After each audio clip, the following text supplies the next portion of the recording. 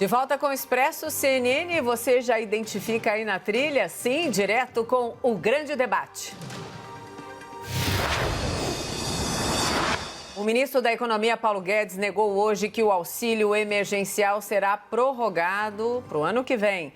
A apresentação do novo programa social do governo foi adiada mais uma vez. E líderes ainda não sabem se o projeto será votado antes das eleições. O tema de hoje é: sem o Renda Cidadã, o governo deve prorrogar o auxílio emergencial? Os nossos debatedores são Guilherme Sugimori, advogado especialista em direito penal. Boa noite, Guilherme. Boa noite, Mona Lisa. E Caio Coppola, bacharel em direito e comentarista político. Boa noite, Caio. Boa noite, Mona Lisa. Boa noite, doutor Guilherme. Boa noite, espectador da CNN. Hoje quem começa é você, Guilherme, por favor. Boa noite, Mona Lisa. Boa noite, Caio. Boa noite, telespectadores. Obrigado mais uma vez por me convidarem para participar do programa. É sempre um prazer muito grande. A questão de hoje é muito interessante. A recuperação da crise econômica é uma necessidade da pós-pandemia, seja lá quando for isso, eu espero que seja em breve.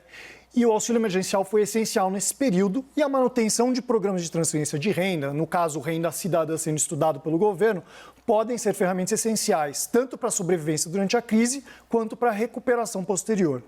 Mas como você muito bem apontou, o auxílio emergencial vai acabar e o governo vem se demonstrando incapaz de criar o Renda Cidadã de forma concreta. Isso não é nenhuma surpresa, tá? O governo vem demonstrando que muitas áreas importantes nunca teve um projeto. Jair Bolsonaro sempre foi, historicamente, um grande crítico dos programas de transferência de renda. Mesmo o auxílio emergencial, da forma como foi concedido, nunca foi do agrado do governo. Isso já foi discutido até aqui mesmo no programa. O governo federal propôs um valor inicial de R$200 e o aumento foi uma iniciativa do Congresso. O que aconteceu? O auxílio emergencial teve um impacto muito grande na popularidade do governo Bolsonaro. Ele está atualmente em um pico de popularidade com índice de aprovação de bom e ótimo de 40%. E o presidente percebeu que essa ação imediata tem um impacto inegável e passou a reivindicar reiteradamente a autoria do auxílio emergencial. É o auxílio emergencial do Bolsonaro. Isso não é problema nenhum, porque o auxílio é importante mesmo, mas o problema é outro. O governo se elegeu com um discurso de liberalismo econômico, contenção de gasto, austeridade, apoiando-se no ministro Paulo Guedes e agora bate cabeça constantemente com esse mesmo ministro. O presidente está preocupado com a sua reeleição e não com as promessas que ele fez ao superministro Paulo Guedes. Vejam só quais foram as propostas para financiar o Renda Cidadã. Falou-se em retirar dinheiro de outros programas sociais. Foi vetado pelo Bolsonaro, que disse em um evento em 26 de agosto que não iria tirar de pobres para dar para paupérrimos. Falou-se em retirar do Fundeb durante as negociações para sua extensão em 2020. O Fundeb é um fundo essencial e indispensável para a educação brasileira. Essa ideia não sobreviveu às negociações com os deputados e o governo federal desistiu também. Aí falou-se da limitação do pagamento de precatórios. O orçamento do pagamento de precatórios seria mais ou menos 48 bilhões. O teto sugerido foi 18 bilhões. É um calote de mais ou menos 30 bilhões. Isso é o governo não pagando suas dívidas. Uma grande parte desses precatórios são alimentares. Salário de funcionário público, pessoa física aposentada. São precatórios pulverizados. Essas pessoas que vão levar o calote, isso é um problema só para quem tem precatórios a receber? Não. É um problema estrutural, representa o risco Brasil, instabilidade geral, a incerteza de que o governo tenha condições de manter os pagamentos de suas dívidas. Diante dessas acusações de que o governo estaria dando calote para financiar um programa populista, o governo recuou novamente. Então o problema aqui é a instabilidade, é a alteração, orientações econômicas incompatíveis com o perfil que se adotou durante a campanha.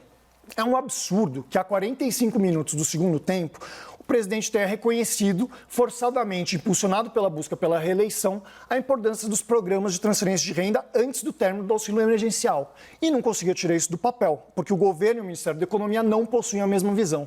São 13 milhões de desempregados no Brasil. Se o governo não pretende negociar a flexibilização do teto de gastos, ele precisa, no mínimo, concordar qual linha vai seguir para manter essa população fora da miséria. Caio, suas primeiras considerações, por favor. Bom, sempre que o assunto em debate orbita a pandemia, e a paralisação econômica, eu faço questão de atualizar o espectador sobre o estado da Covid-19 no Brasil.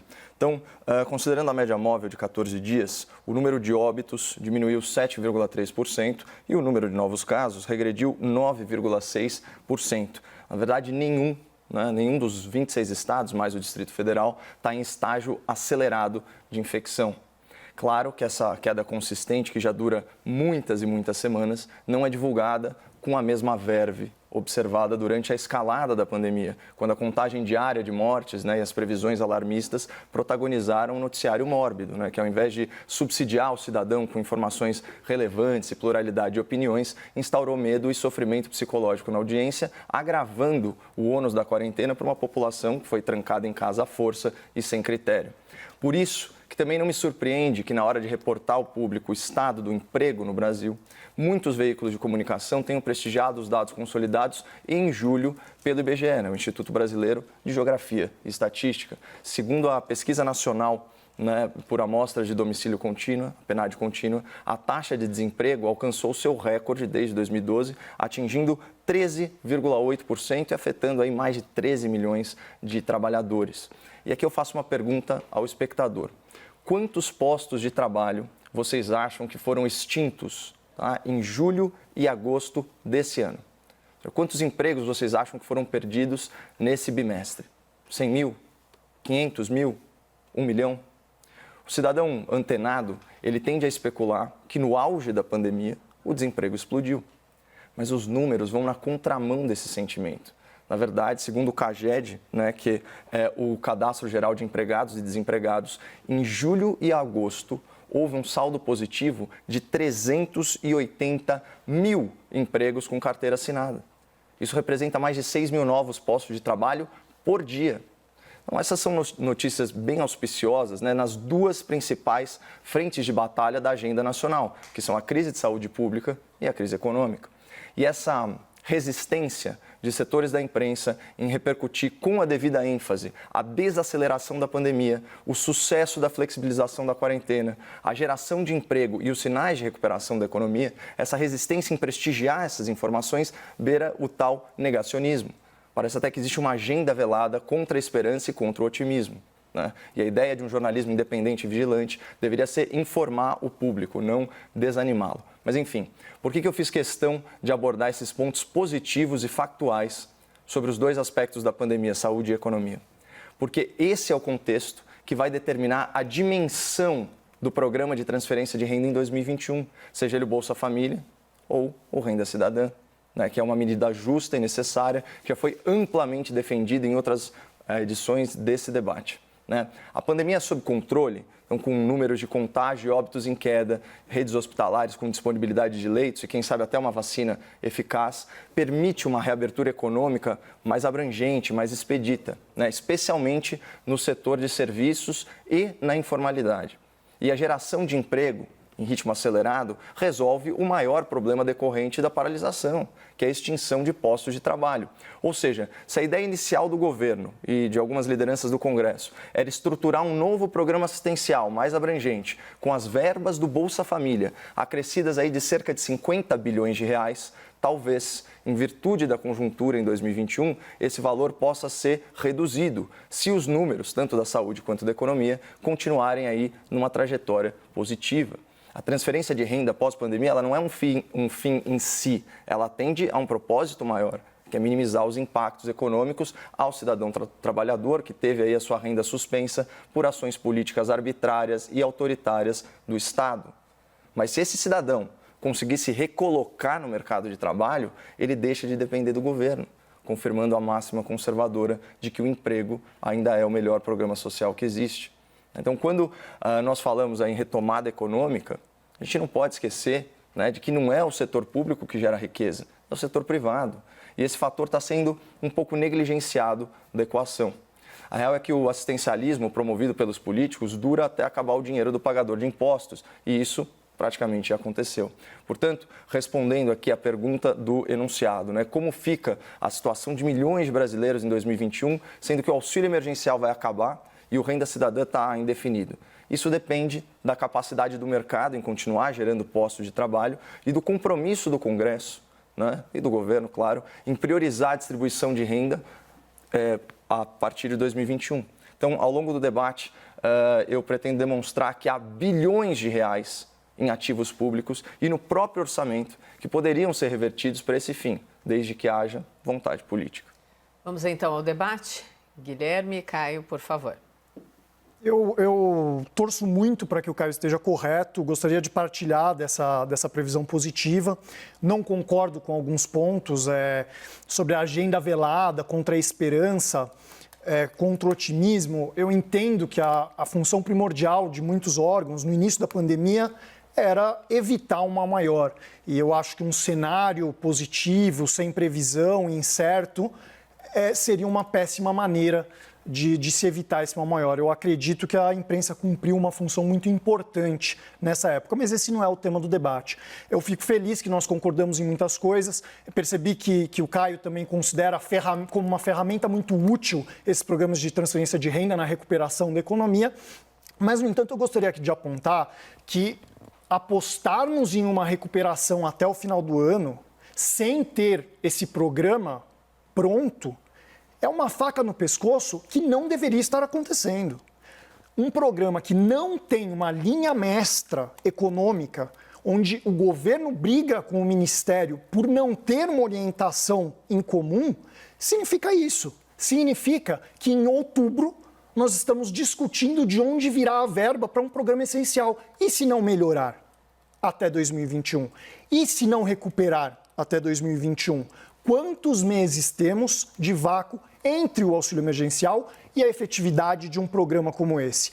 É um problema que o próprio governo gerou. É um problema que as promessas, que estão em descompasso com a verdadeira orientação do governo, geraram. Esse é um problema que, infelizmente, teremos que resolver em 2 meses. Bom, não se trata exatamente de basear ações ou omissões do governo em termos de uma aposta. O que eu estou simplesmente sinalizando para o espectador é que talvez aquela previsão inicial, né, de acrescer 50 bilhões de reais ao orçamento previsto ao Bolsa Família, talvez esse valor possa ser menor.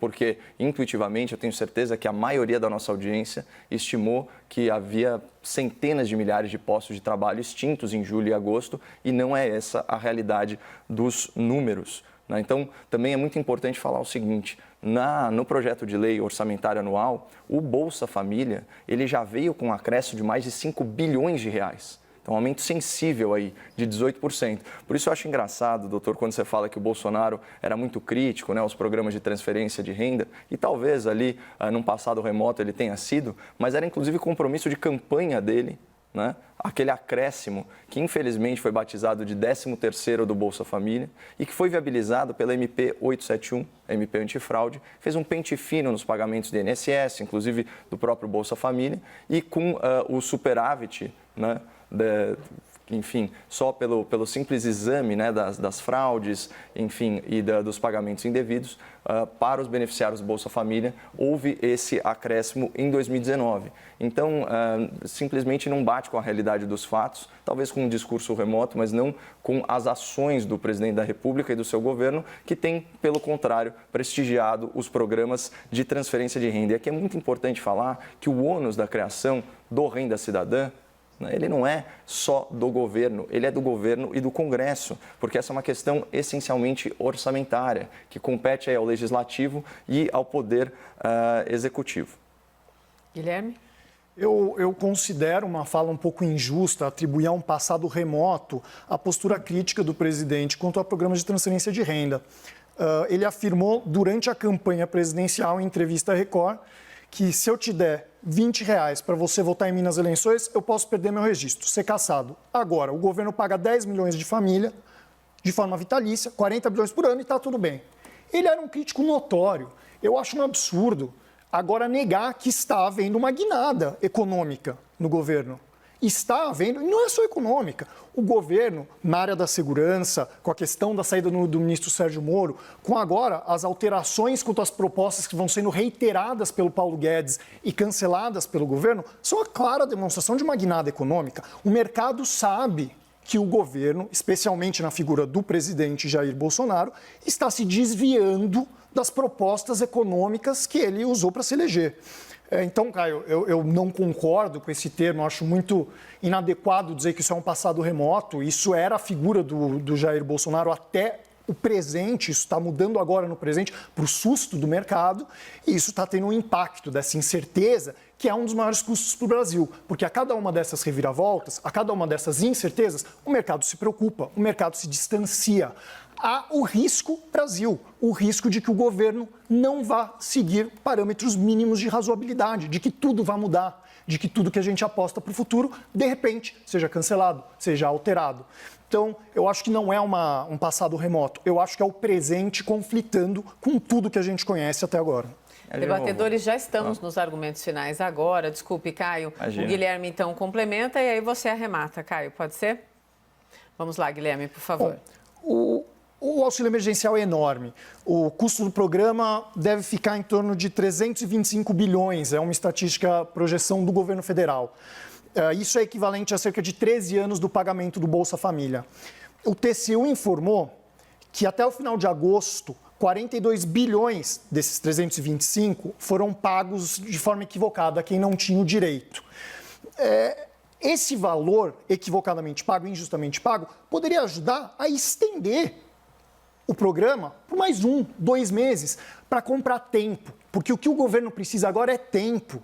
Tempo para o presidente se entender com o Ministério da Economia para que eles possam tirar esse programa aos 45 minutos do segundo tempo do chão. Então, eu acho que ele poderia e deveria ser estendido nesse sentido, para comprar tempo para o governo fazer o que já deveria ter feito há muito tempo. Caio? Só para separar os conceitos, o mercado ele não vê problema em programas de transferência de renda. Ele vê problema, sim, em ameaças, né, à austeridade fiscal. Então, são coisas completamente distintas. E, como eu disse, acho que ações falam muito mais do que palavras. Você tem um candidato que se compromete, né, a aumentar aí pelo menos 8% o maior programa assistencial, com a ideia do 13º. E aí, no ano seguinte, junto com o Congresso Nacional, elabora esse auxílio emergencial, que acaba sendo um grande sucesso, aí, tanto do ponto de vista humanitário quanto também do ponto de vista econômico. De novo, as ações falam mais alto. Agora sim, quando a gente está pensando nas fontes de financiamento, a gente tem que seguir alguns princípios justamente para que o mercado não se assuste, que é o quê? Você não pode aceitar aumento da carga tributária para financiar esse projeto, você não pode uma criação de um novo imposto para financiá-lo, isso também não é legal. Por quê? O mercado está buscando o corte de despesas, né? O espaço dentro do orçamento. Então, onde que a gente pode atacar na coluna da despesa? Primeiro, reforma administrativa.